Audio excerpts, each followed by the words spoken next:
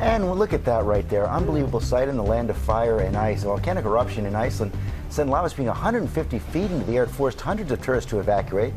Marcus Moore is on the scene in Iceland. Good morning, Marcus. Well, George, good morning. We are about 30 miles outside of Reykjavik this morning, and I want you to see this.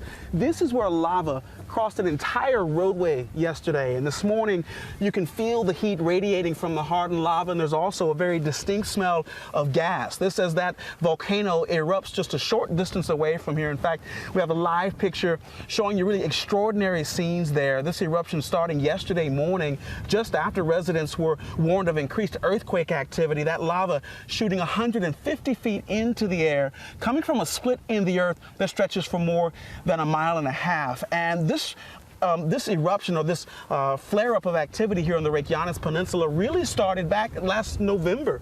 That's when 4,000 residents were permanently evacuated from the town of Grindavik, where we are this morning. And officials also shut down the popular Blue Lagoon tourist destination because of this eruption. And George, I want you to see again this lava that you can see in the distance behind me, and also the heat waves in the distance. They have set up barriers to try to divert the lava away from the town of Grindavik. You see those buildings, and so they've managed to protect homes. But this is the land of fire and ice as it continues to unfold. Guys, wow, that is some sight. Yeah, I hope everybody stays safe like out there. Wow.